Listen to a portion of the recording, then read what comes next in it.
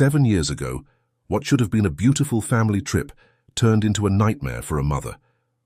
While on a cruise ship, her daughter and husband suddenly vanished without a trace. For years, authorities tried to uncover what happened that day, but over time, hope began to fade as no new leads or suspects emerged. But then, on one fateful day, 7 years later, the mother passed by an alley in a foreign city, and what she saw in that moment would change everything. Before we dive into this shocking story, let us know where you're watching from today, and if you like this video, don't forget to subscribe. The morning sun filtered through the gauzy curtains of Catherine Wilson's living room, casting long shadows across the worn hardwood floor. The clock on the mantel ticked steadily, marking the passage of time. Catherine Wilson sat in her living room, her eyes fixed on Detective Mark Holloway, as he delivered the news she had dreaded for 7 long years. "Mrs. Wilson," Holloway began, his voice tinged with a mixture of sympathy and resignation, "I'm afraid we've reached a point where we need to discuss the future of your daughter and husband's case." Catherine's heart clenched, but she forced herself to remain composed.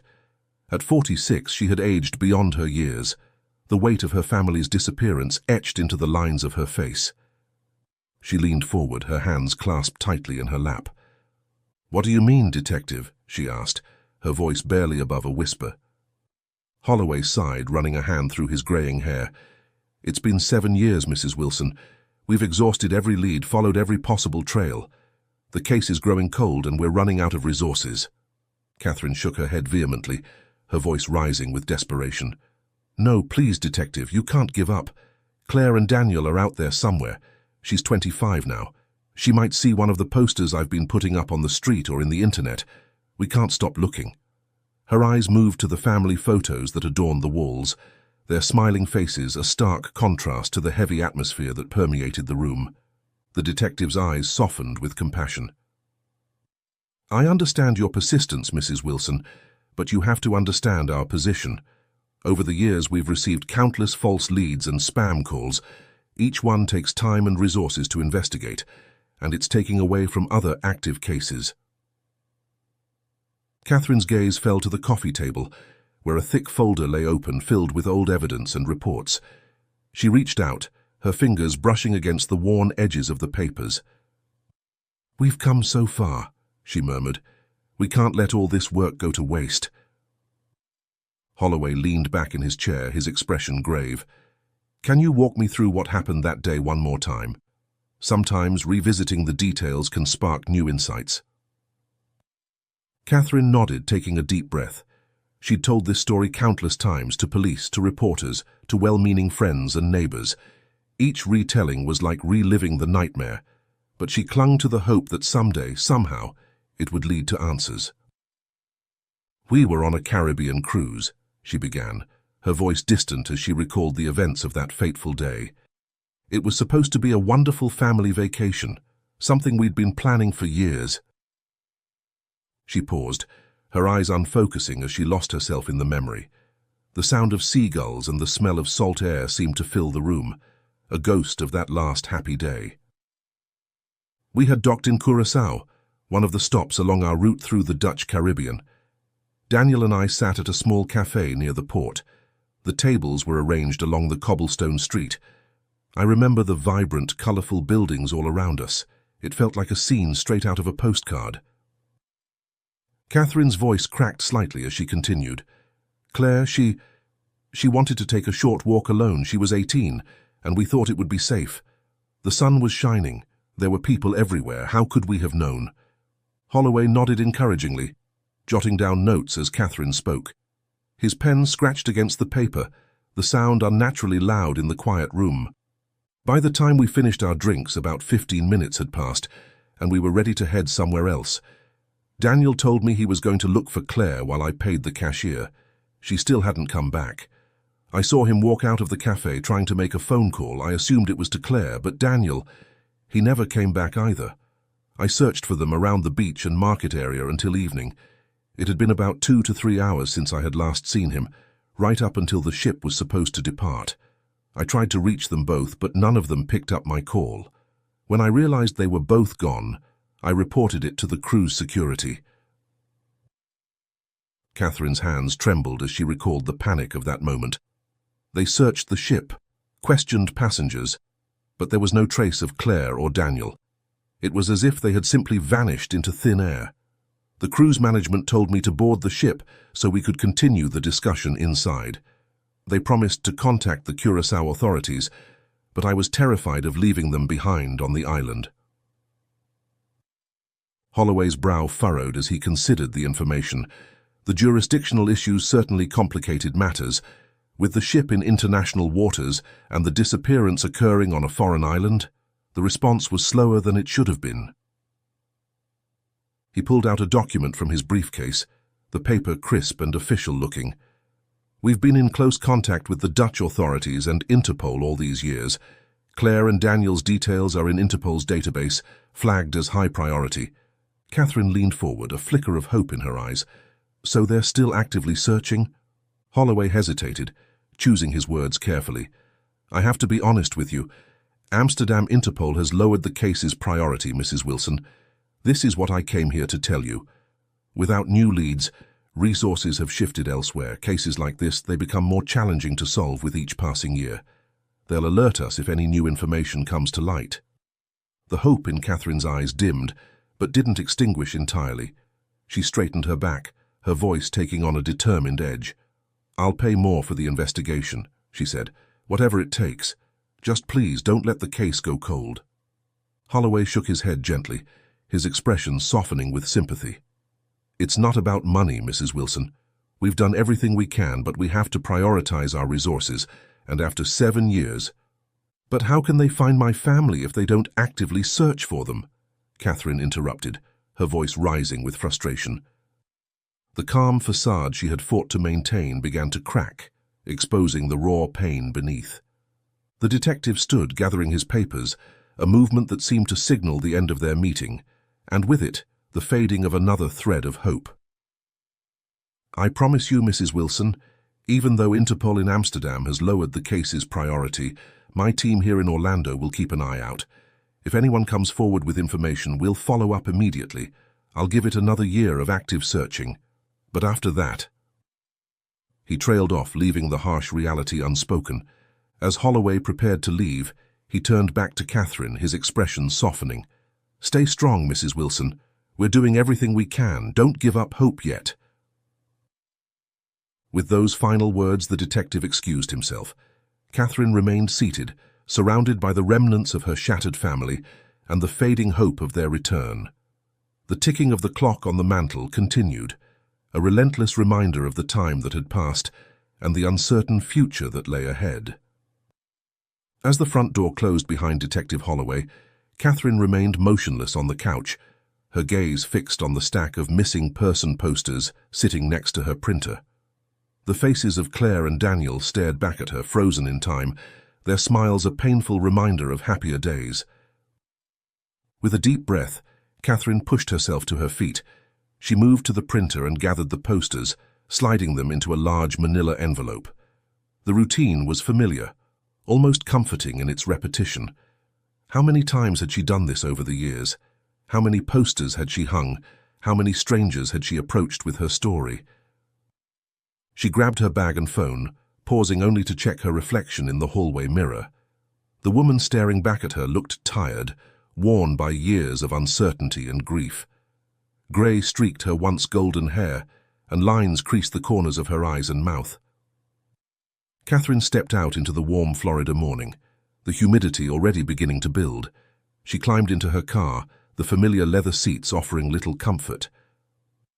As she settled in, her eyes were drawn to the photograph tucked into the sun visor, a snapshot of happier times, capturing her, Claire, and Daniel on the deck of the cruise ship, their faces alight with excitement for the adventure ahead. The sight of the photo triggered a maelstrom of emotions within Catherine. Anger, grief, and a profound sense of loss crashed over her like a tidal wave. Her hands gripped the steering wheel tightly, knuckles turning white as she struggled to contain the turmoil within. Suddenly the dam broke. A primal scream tore from Catherine's throat as she pounded her fists against the steering wheel. Tears streamed down her face, years of pent-up anguish pouring out in a torrent of raw emotion. "Why?" she sobbed, her voice hoarse and broken. "Why did we have to go on that damn cruise? We should have stayed home. We should have been safe." For several minutes, Catherine let herself fall apart, allowing the grief she had held at bay for so long to wash over her. The cruise ship, once a symbol of adventure and family bonding, had become the focal point of her hatred and regret. If only they had chosen a different vacation, if only they had stayed home, her family would still be whole. As the storm of emotions began to subside, Catherine dabbed at her eyes, taking deep, shuddering breaths as she tried to regain her composure. "Get it together, Catherine," she muttered to herself, her voice still thick with emotion. "They need you to be strong." With trembling hands, she pulled out her phone and set the GPS for Tampa. It was about an hour's drive, but a change of scenery might do her good. Plus, it had been a while since she last renewed the posters she had put up in that area. Renewing her search there could only increase the chances of someone recognizing Claire or Daniel. As Catherine prepared to reverse out of her driveway, her phone suddenly came to life, the ringtone shattering the fragile calm she had managed to rebuild.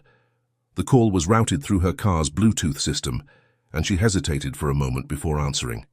"Hello?" she said, her voice still slightly raspy from crying. "Is this Catherine Wilson?" a woman's voice asked, the accent distinctly European. "Yes, this is she," Catherine replied, curiosity piquing despite her emotional exhaustion.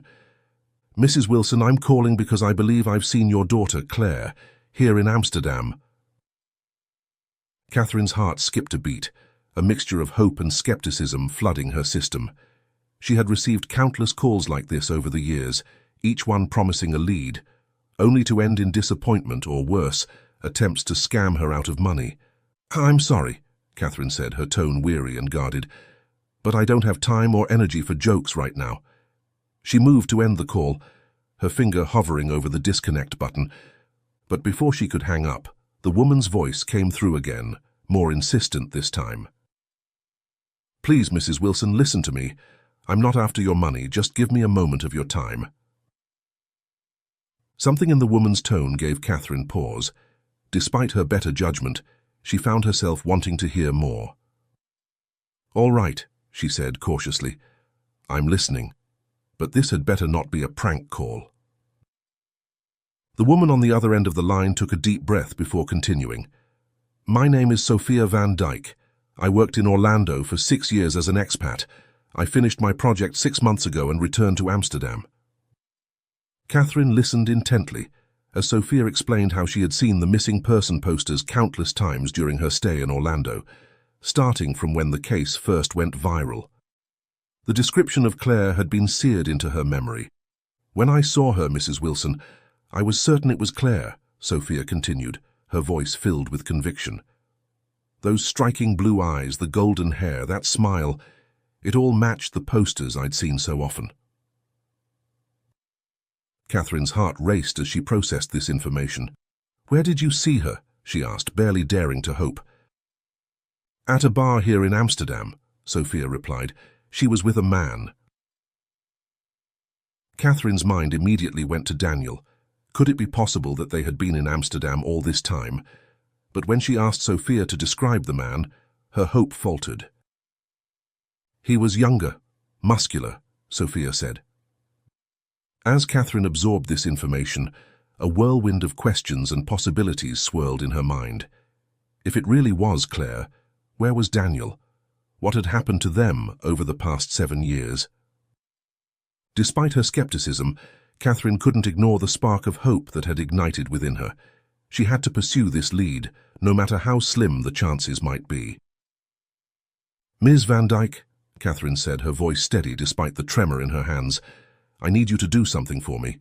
If what you're saying is true and you're serious about this, please go to the Amsterdam police station and file a report. The local police here in Orlando are connected to the Amsterdam authorities through Interpol. If you make a report, it will be flagged and brought to their attention." Sophia's response was immediate and reassuring. "Of course, Mrs. Wilson, I meant what I said. I'll go to the police station right away." As the call was about to end, Catherine found herself asking one more question, her voice barely above a whisper. Are you certain about what you saw? Because if you are, I'll fly to Amsterdam today. Sophia paused for a moment before replying, her tone warm and supportive. Yes, I'm about 90% sure, and if you do decide to come, please reach out to me. We can meet up and I'll be happy to help you in any way I can. With profuse thanks and a heart full of cautious hope, Catherine ended the call. She sat in her car, adrenaline coursing through her veins, as she contemplated the decision before her. Part of her wanted to laugh at the absurdity of it all, the idea of flying halfway across the world based on a phone call from a stranger, but another part, the part that had never given up hope of finding Claire and Daniel, was already planning the trip. As she put the car in reverse, Catherine's mind raced with possibilities. She chuckled softly, imagining the scenario of meeting this kind-hearted woman in Amsterdam, following her to a reunion with Claire. But just as quickly, doubt crept in, reminding her of past disappointments. She remembered the incident 3 years ago when someone had claimed to have seen Claire in Hawaii. That wild goose chase had ended not just in heartbreak, but with Catherine becoming the victim of a robbery. Shaking her head to dispel the negative thoughts, Catherine concentrated on the road ahead. The woman who had called, Sophia, sounded sincere, far more so than the young man from Hawaii who had reached out to her years ago. If Sophia really reported this to the Amsterdam police, there was a strong chance she wasn't lying. Her emotions were in a whirl, but Catherine knew that if she didn't take this seriously, no one else would. With Interpol lowering the priority of her case and the Orlando authorities giving it just 1 more year, she knew she had to give it everything she had. As she drove towards the police station, Catherine reached for her phone once more. She dialed Detective Holloway's number, her heart pounding as she waited for him to answer. Detective Holloway? This is Catherine Wilson. Are you at the station? I have a new lead and will be there in 10 minutes. Yes, I'm on my way. I'll see you soon, thanks. Catherine's car pulled into the parking lot of the Orlando Police Department, the tires crunching on the sun-baked asphalt. She sat for a moment, the engine idling, as she gathered her thoughts. The weight of the past 7 years pressed down on her shoulders, but the spark of hope ignited by Sophia's call propelled her forward. With a deep breath, Catherine stepped out of her car. The Florida heat hit her like a wall, the humidity clinging to her skin. She made her way into the station, the blast of air conditioning a welcome relief. The familiar scent of coffee and paper greeted her, a reminder of the countless hours she had spent here over the years, chasing leads and praying for answers. Officer Rodriguez, a fixture at the front desk, recognized her immediately. His eyes, kind but tinged with pity, met hers as he offered a sympathetic smile. "Mrs. Wilson," he said softly, "Detective Holloway is expecting you. You can go right up." Catherine nodded her thanks, her footsteps echoing in the hallway as she made her way to Holloway's office. Each step felt heavy, laden with the weight of hope and fear in equal measure. She paused outside his door, taking a moment to compose herself before knocking. "Come in," Holloway's gruff voice called from inside. Catherine entered, the familiar sight of the detective's cluttered desk and the wall of case files behind him oddly comforting. Holloway looked up from his computer, his expression a mixture of surprise and concern. "Mrs. Wilson," he said, gesturing for her to take a seat, "you said you had a new lead." Catherine settled into the chair across from him, her hands clasped tightly in her lap to hide their trembling. In the privacy of his office, she recounted the phone call from Sophia, watching as Holloway's expression shifted from skepticism to cautious interest. "A woman in Amsterdam claims to have seen Claire at a bar," Catherine concluded, her voice trembling slightly with suppressed emotion. To her surprise, Holloway's lips curved into a faint smile. "We've already received a report from the Orlando Interpol Bureau," he said, leaning back in his chair. The leather creaked softly under his weight. "They explained that the Amsterdam police had notified them, and we've been made aware of the situation. The FBI has also been informed." Catherine's eyes widened, her heart racing. "So it's true? Sophia really did report seeing Claire?" Holloway nodded, turning to his computer. The soft click of his mouse filled the momentary silence as he pulled up a file. A woman named Sophia van Dijk submitted a report to the Amsterdam police, providing a detailed description of Claire. The name matches the woman who called you, which lends some credibility to the claim. A mix of relief and anxiety washed over Catherine. She leaned forward in her seat, her voice barely above a whisper. What happens now? How soon are we going to hear from them again? Holloway's expression turned serious. As we speak, the Amsterdam police are searching the area where Sophia reported seeing Claire. But Catherine, he paused, his tone gentle but firm, we need to be realistic. Even if this lead is genuine, international cases are much more complex. The bureaucratic process is slower, and we're dealing with different time zones, procedures, and protocols. Catherine nodded, her mind already racing ahead. But if Claire is really there, we can't waste any time. What if I flew to Amsterdam? I could help with the search, talk to people. This woman, she said she could help me. Holloway's brow furrowed, concern evident in his eyes. Catherine, remember what happened in Hawaii. I can't in good conscience encourage you to rush off based on this lead alone. It's dangerous, and realistically speaking, the likelihood of this actually being Claire is low. Catherine felt a flicker of frustration.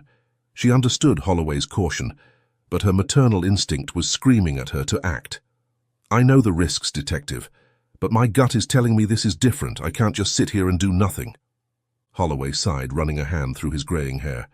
I understand, Catherine, I do, but please, for your own safety, don't take any drastic measures. Let the Amsterdam police do their job. We'll update you as soon as we have any information. Catherine stood, her decision already made despite Holloway's warnings. She made her way to the door, pausing with her hand on the handle. Thank you, detective. I appreciate everything you've done. Before she could leave, Holloway called out to her. Catherine, please stay home or go put up those posters if you need to do something. But don't do anything rash. It's dangerous, even for your own safety. Catherine nodded, not trusting herself to speak. She left the station, the cool air inside giving way to the oppressive heat of the Florida afternoon. As she climbed back into her car, her mind was already racing with plans. She pulled out her phone, her fingers moving swiftly over the screen as she searched for flights to Amsterdam. A small voice in the back of her mind whispered that this was crazy, that she was potentially flying halfway across the world to meet a stranger based on a single phone call. But as she found a flight leaving in just 3 hours, Catherine knew she had to take the chance. With a deep breath, she booked the ticket. Then, still sitting in the parking lot of the police station, she dialed Sophia's number again. The phone rang several times before Sophia's accented voice answered. Hello? Sophia, it's Catherine Wilson, she said, her voice steady, despite the turmoil of emotions inside her. I've booked a flight to Amsterdam. I'll arrive around 8 p.m. your time. Is there any chance we could meet? There was a brief pause on the other end of the line, and Catherine held her breath, suddenly afraid that Sophia would back out. But then the woman's warm voice came through, filled with determination. Of course, Catherine, I'll meet you at the airport. Don't worry about the late hour, this is too important. Relief flooded through Catherine. Thank you, Sophia. I can't tell you how much this means to me. As she ended the call, Catherine took a moment to center herself. She was acutely aware of how crazy this decision might seem to an outsider. Flying across the ocean to meet a stranger who claimed to have seen her long-lost daughter at a bar. It sounded like the plot of a suspense novel. But then again, losing her family on a cruise trip without a trace was even crazier than that. With renewed purpose, Catherine started her car and headed home. She had just a few hours to pack and get to the airport. As she drove, her mind raced with possibilities. What if this really was the lead that would bring Claire home? And if it was Claire, where was Daniel? What had happened to them over these 7 long years? The questions swirled in her mind, but Catherine pushed them aside. Right now, she needed to focus on the task at hand. Pack. Get to the airport. Fly to Amsterdam. Find Sophia. And hopefully, finally, find the answers she'd been seeking for 7 agonizing years. As she pulled into her driveway, Catherine glanced once more at the photo of her family tucked into the sun visor. I'm coming, she whispered, her voice filled with determination. Just hold on a little longer, I'm coming. The flight to Amsterdam was a blur of restless anticipation for Catherine. 9 hours stretched endlessly as the plane crossed the Atlantic, each minute simultaneously dragging and rushing by. She dozed fitfully, her dreams a jumble of hopeful reunions and crushing disappointments. As the plane touched down at Amsterdam Schiphol Airport, Catherine's heart raced. The local time was 8 p.m., the evening sky already dark outside the plane's windows. She made her way through customs, the unfamiliar Dutch announcements echoing through the terminal. Catherine collected her small suitcase, packed hastily with little thought to what she might need. Her mind was focused solely on the meeting ahead. She made a quick stop at a kiosk to purchase a prepaid phone plan, wanting to ensure she could reach Sophia. The arrivals hall was bustling with activity, even at this evening hour. Catherine scanned the crowd, searching for a face she had never seen. She pulled out her phone, dialing Sophia's number, but the call wouldn't connect. Frowning, she tried again, wondering if there was an issue with the new SIM card. As the minutes ticked by without any sign of Sophia, doubt began to creep in. Had this all been a mistake? Another cruel prank? Catherine's mind flashed back to the incident in Hawaii, and she felt her stomach churn with anxiety. And just as she was about to give up and head to the taxi bay area, a voice called out behind her. "Catherine, Catherine Wilson." Catherine turned to see a woman approaching her. She appeared to be around Catherine's age, perhaps a few years older, with kind eyes and a warm smile. "I'm Sophia Van Dyke," the woman said, extending her hand. Relief washed over Catherine as she grasped Sophia's hand. "Thank you so much for coming," she said, her voice thick with emotion. "I was beginning to think—" Sophia gave her hand a reassuring squeeze. "Sorry I'm late. The traffic was a nightmare and finding parking was impossible, but I'm here now and we'll figure this out together." As they made their way to Sophia's car in the parking basement, Sophia filled Catherine in on her background.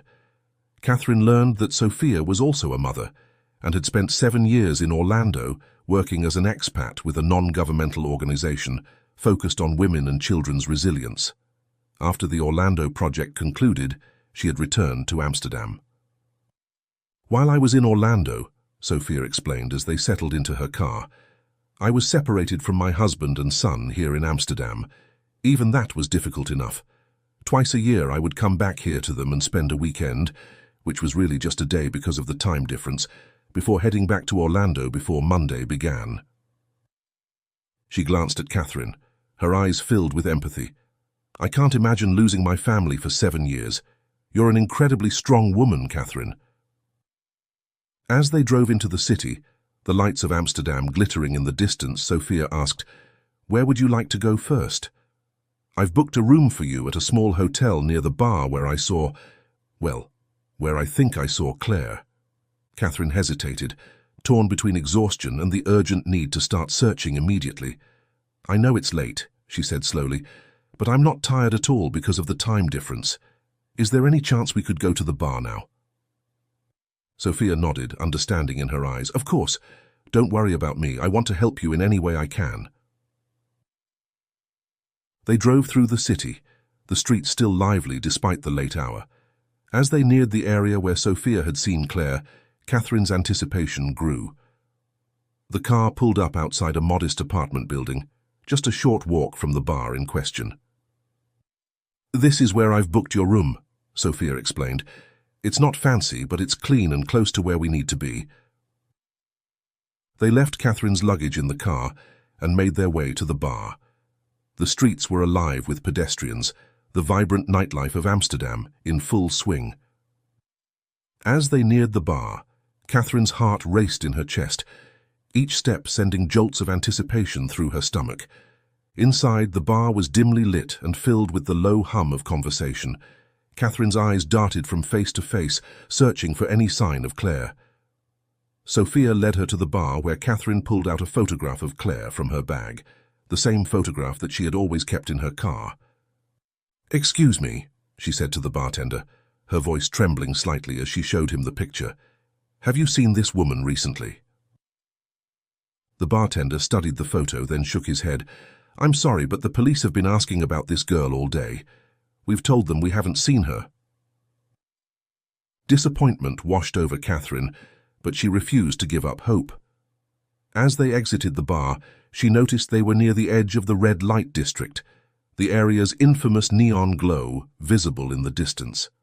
Sophia, noticing Catherine's gaze, gently touched her arm. "Catherine, if we're going to search that area, we should go to the police station first.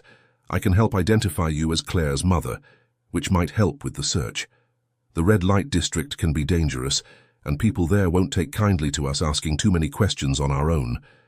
Catherine nodded, acknowledging the wisdom in Sophia's words.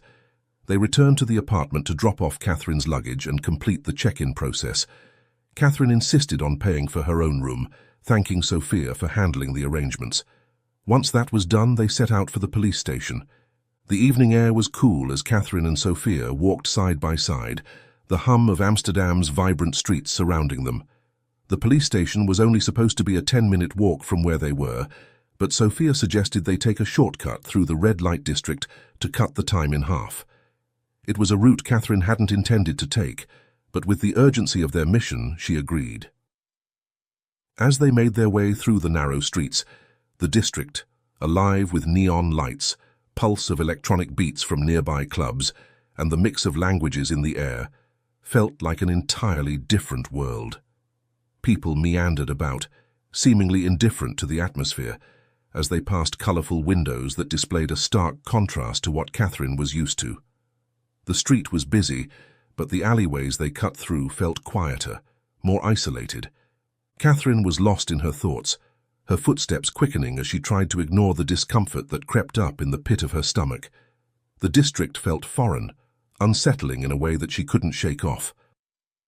Sophia walked ahead of her, and Catherine, distracted, didn't realize she was gradually falling behind. She felt the city's energy pulse, but she wasn't entirely present, her mind spinning with questions. Was Claire really here? Is she safe? What kind of life has she been living?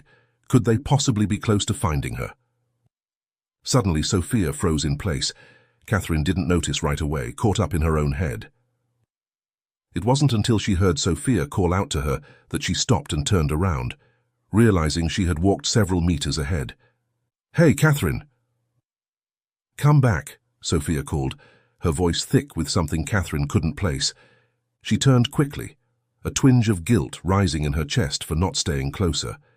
When she reached Sophia, she noticed the way Sophia's eyes were locked onto one of the windows down the alley. "What's going on?" Catherine asked, looking confused. "The police station is that way, right?" But Sophia's gaze remained fixated on the window, and Catherine followed it, her curiosity growing. There, behind the glass, was a woman sitting on a bed wearing minimalist clothing, a simple, almost plain, cropped tank and ripped short jeans. Catherine blinked, her heart skipping a beat. The woman looked so familiar. Her breath caught as she looked closer. Sophia's voice broke through her thoughts, shaky but firm. "I'm sure it's her. I saw her earlier. This is the same woman."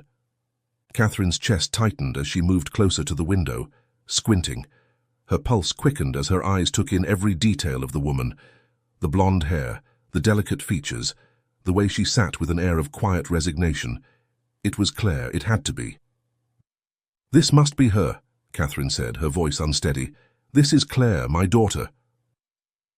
Without thinking, Catherine reached out and began to knock frantically on the glass, her hands trembling. Her heart pounded as she tried to make the woman see her, make her understand. But the woman didn't seem to recognize her. She simply stared back, confusion in her eyes. Sophia looked at Catherine, her face etched with concern, but Catherine didn't stop. Her hand struck the glass again and again, each knock louder than the last. "Please," Catherine shouted, her voice cracking with desperation. "Please, it's Claire, it's my daughter. Claire, can you hear me, darling?"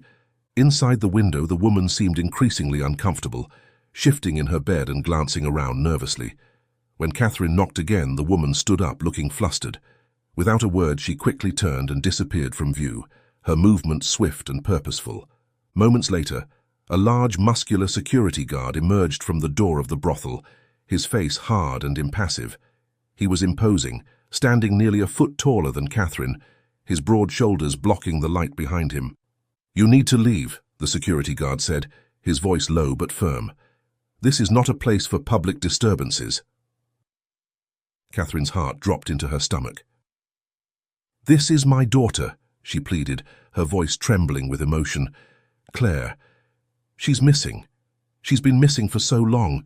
She's here, I know it. Please, you have to help me.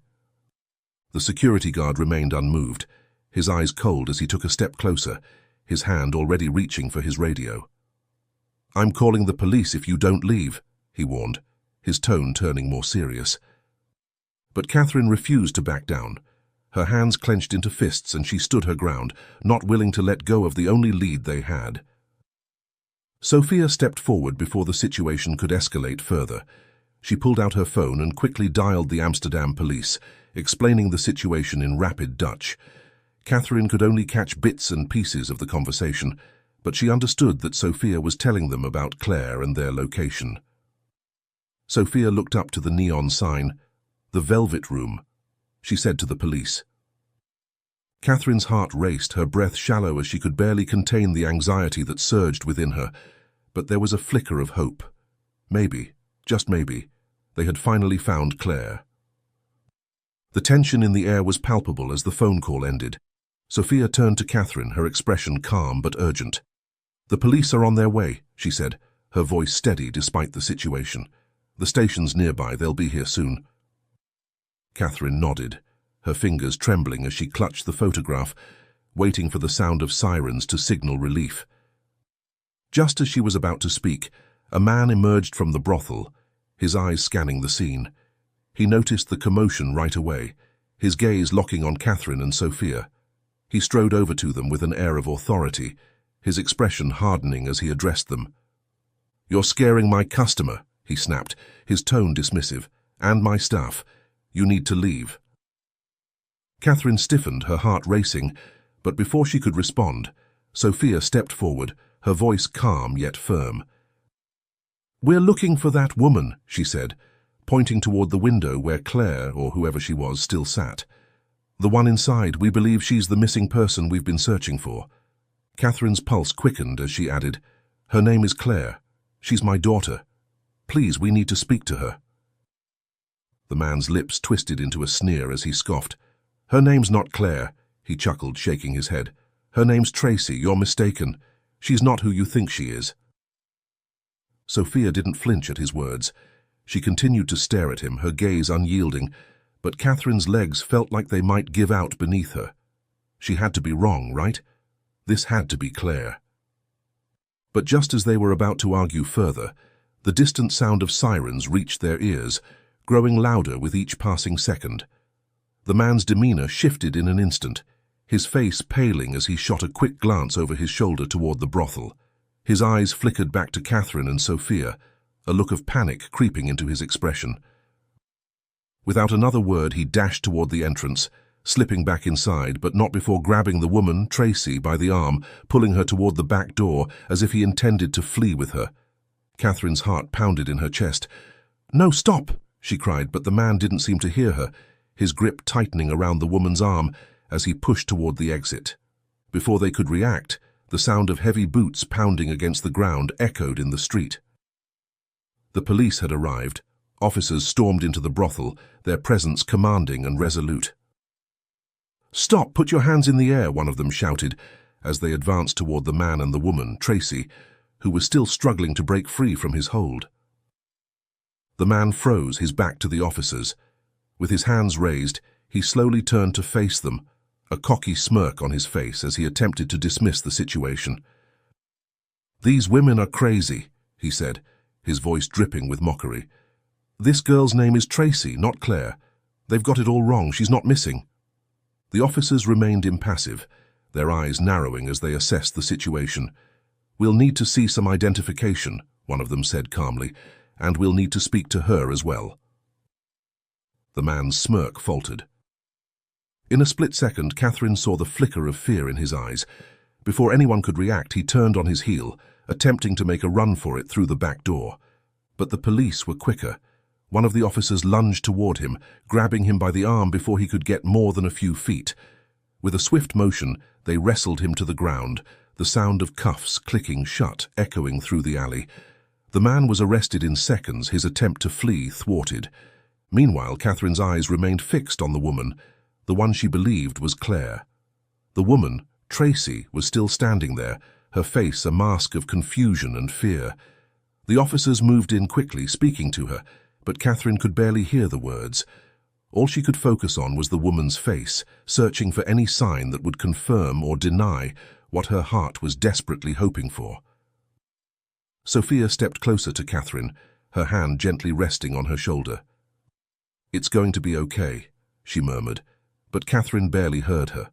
Her mind was consumed by the one thought that kept repeating over and over, "Is this really Claire?"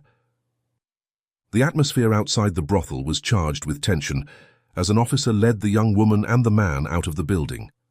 Catherine and Sophia watched as the police gathered Victor's belongings, his phone, wallet, and what looked like a taser.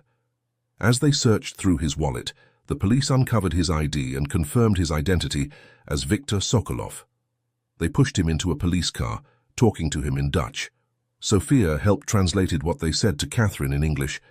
The officer said he is not on their wanted list yet, but with his last name, it seems like he is connected to a group of people they've been tracking for trafficking. They want to know how much he knows about them. Victor spat on the ground, his face twisted in anger. "I won't say anything," he muttered, his Russian-accented English thick with defiance. The officer gave a sharp nod, unfazed. "Let's see about that," he said in the Dutch-accented English, slamming the door of the police car shut. Victor was left to simmer in silence as the officers turned their attention back to Catherine and Sophia. One of them gently guided the woman, Claire or Tracy, Catherine wasn't sure, toward them. Her movements were slow and sluggish, as though she was struggling to make sense of everything around her. Her speech was slurred, words blending together, her eyes glazed over in confusion. Catherine's heart twisted at the sight of her. "Claire, is that you?" Catherine's voice cracked as she asked the question, her eyes scanning Tracy's face with a practiced intensity.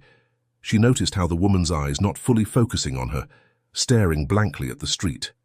Sophia moved closer to her, placing a reassuring hand on her arm. Catherine's heart stopped when she noticed it. Tracy's pupils were wide, her eyes shining in a way that didn't seem natural. The confusion was heavy in her gaze, and her body language screamed that she was only half aware of what was happening. Catherine's breath caught in her throat. She's on something," she whispered, her voice trembling. Sophia gave a grim nod in agreement. The officer stepped forward, his expression grim. "You're right, ma'am. We need to get her medical attention first," he said, his tone practical yet firm. "We can't do anything until we get her sober, otherwise we won't be able to question her properly. It's too dangerous." Catherine gave a nod of understanding, her hand squeezing Sophia's reassuringly. "We'll get her to a clinic near the police station," one of the officers said. "It's not a full hospital, but it's equipped to handle detox and get her cleaned up." Catherine and Sophia were escorted to one police vehicle, while Tracy was taken to a separate one. The three vehicles pulled away, with the one carrying Victor veering off in a different direction toward the station. The drive to the clinic was quick, the sirens cutting through the still night air as the officers kept a close eye on the woman, making sure she didn't slip any further into unconsciousness. When they arrived, the medical team was already waiting, taking the woman inside with swift efficiency. As Catherine and Sophia were led to the waiting area, the door closed behind them, cutting off their view of the clinic. Catherine's hands were shaking, but she tried to steady her breath. "Is it really her?" she whispered, more to herself than anyone else. "I really want to believe it's her." Sophia's gaze softened as she placed a hand on Catherine's back. "We don't know yet, but we're getting closer." A few minutes later, an officer entered the waiting room from the clinic room, his expression grave.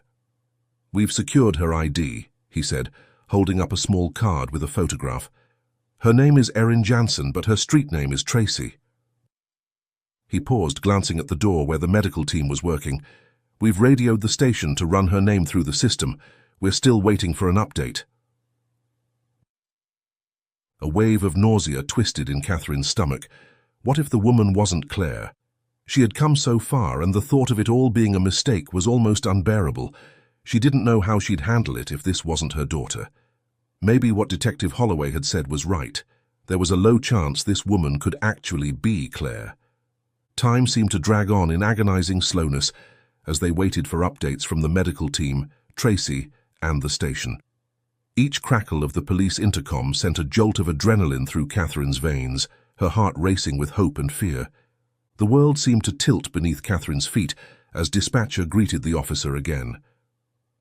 Sophia's eyes widened first as she understood what was being said in Dutch. The officer and Sophia eyes Catherine, and she was filled with dread anticipation. What did they say? She asked Sophia. Catherine, the police said that before she became Erin Jansen. She was known as Claire Wilson. Tracy is her street name. They've confirmed it through her ID and documentation of a birth name change request from the past. The realization hit Catherine. Her daughter, her missing daughter, was in that room. She could feel the weight of the moment crushing down on her chest. Her breath quickened, her heart racing as the tears welled up in her eyes. That's her. That's Claire. Catherine's voice broke, a sob escaping her before she could contain it. She wiped her eyes, trying to steady herself. Can I speak to her now? Please. The officer exchanged a glance with Sophia, then turned back to Catherine. I'm sorry, Ma'am, but we have to follow procedures. We need to make sure she's stable first and get all the information we can. Once we reach the station, we'll allow you to speak with her. Catherine wanted to argue, wanted to break through the wall of bureaucracy that seemed to separate her from her daughter, but she couldn't. Instead, she nodded, her chest heavy with grief and relief. At least she knew now that her daughter was alive and she was just behind that door. The door to the clinic room finally opened after a long moment of waiting in silence, and a medical staff emerged with a relieved expression. She's regained consciousness, one of the nurses said in the foreign language, her voice calm but reassuring. The police officers exchanged glances before turning to Catherine and Sophia. Catherine stood from her seat. Please wait here, one officer instructed, gesturing for them to remain in the clinic's waiting area. We'll take it from here. Sophia watched as Catherine paced around the room, picking on her nails, the tension in the air thick and heavy, both of them clinging to a fragile thread of hope. They could hear muffled voices from inside the room, but the words were indistinct. Time seemed to stretch endlessly as they waited, but the door eventually opened again. The officer who had been inside stepped out, his face grim. She's ready, he said, gesturing for the young woman to be escorted. As they led Tracy out of the room, her eyes darted around in confusion, as if trying to make sense of her surroundings. She hesitated before speaking up, her voice soft yet filled with fear. Am I in trouble? She asked, looking down at her arms, which still showed the faint remnants of bruises. Am I in trouble for the drugs? Where's Victor? Catherine's heart clenched at the mention of Victor. The officer responded without hesitation, his tone firm but factual. Victor Sokolov has been arrested on suspicion of human trafficking and exploitation. He's connected to a larger group, the leader of which is Lotta Sokolov. He won't be troubling you anymore. At the mention of his name, Tracy's eyes widened and she stood frozen. But then, as her gaze shifted, she locked eyes with Catherine. Her voice faltered as she whispered, Mom? Is that you? Catherine's breath hitched, tears welling in her eyes. She could hardly believe it. After all these years, after all the heartache, her daughter was standing before her and recognized her. A tremble ran through her as she nodded, her voice thick with emotion. Yes, Claire. It's me. Catherine, I've missed you. Without another word, Claire rushed into Catherine's arms, pulling her into a tight embrace. Catherine held her daughter with all the love and relief she had been storing up for so long. I'm so glad to see you, Catherine whispered, her voice breaking. I never gave up.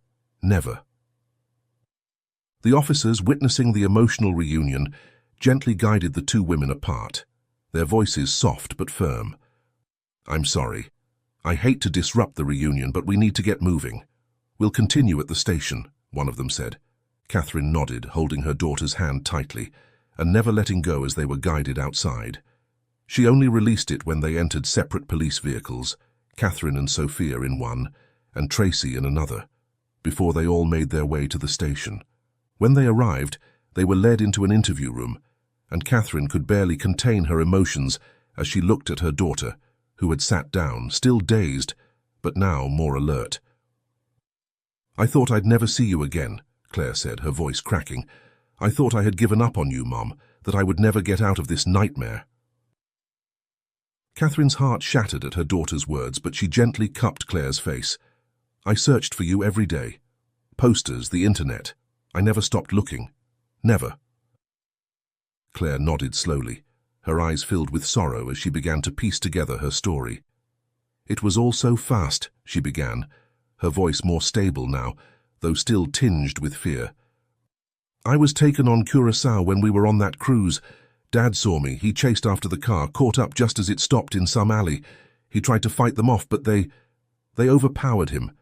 There were 6 of them. They made him get in the car too. They took us to this warehouse, and he fought so hard to protect me. But they beat him, tortured him, and they killed him." Catherine's breath caught in her throat, her face pale with guilt and heartbreak. She had wondered, doubted even, whether her husband might have been involved, but to hear Claire recount it in such painful detail shattered her world. "They drugged me," Claire continued, her voice empty and distant. "When I woke up, I had no idea where I was. I was just surrounded by men in black clothes. And there were other women too in the room, all scared and crying. There were like 10 or 11 of us, maybe more. I can't even remember how many. It's all just a blur now." The pain in Catherine's chest intensified as Claire spoke, her voice faltering with each passing word. "The first 5 years were the hardest," Claire said softly. They broke me. I was a model first, then a dancer in nightclubs. They sold me to many men like Victor. I can't remember much of those years. I was always drugged, always under their control." The officers listened attentively, typing her words into the system as Claire spoke, her eyes vacant as she relived those horrors. Catherine fought back the tears, but they came anyway. Her daughter had endured so much, and the guilt and sadness threatened to overwhelm her. The police nodded solemnly, absorbing the weight of her words. Although relieved to have found her, the situation remained heartbreaking. "We'll need to conduct a DNA test," one officer said, his voice firm. "We'll also reach out to authorities in Orlando, and immigration matters will be addressed tomorrow. Also, further questioning will be necessary. Claire may be able to provide valuable information about the other women or the men involved in the trafficking activities. We hope you'll be willing to cooperate with us," the officer said, his tone encouraging yet serious. Catherine and Claire both nodded, the weight of the moment sinking in. Sophia, who had been silently supportive throughout the exchange, turned to Claire with a warm smile. "I'm glad you two found each other again," she said. "I'm just glad to see you reunited." Catherine glanced at Sophia, her gratitude impossible to put into words. "You saved her, Sophia. You found her and brought her back to me. I can never repay you for that.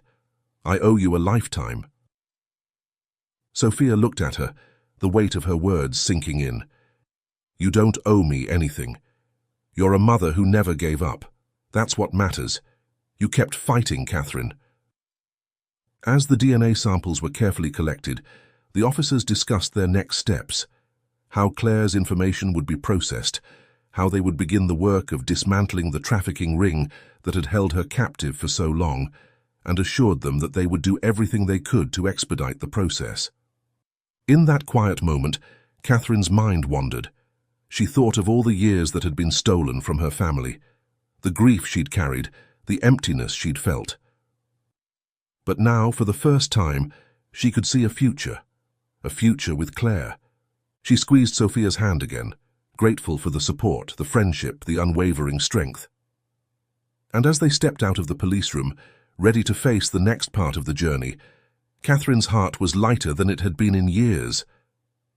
As they moved through the legal proceedings, Catherine came to understand that the path to recovery would be long and fraught with obstacles. But it would be worth every step. They would face it together. The weight of the years of pain might never fully lift, but they would find a way forward. Together they would confront the scars, the trauma, and the addiction as they worked toward healing. Catherine didn't know what the future held, but for the first time in a long while, she felt a spark of hope. A hope that her daughter, after all she had endured, would eventually find her way to recovery. With Claire by her side, Catherine knew they could face whatever came next. They had already endured the worst, and they wouldn't stop now.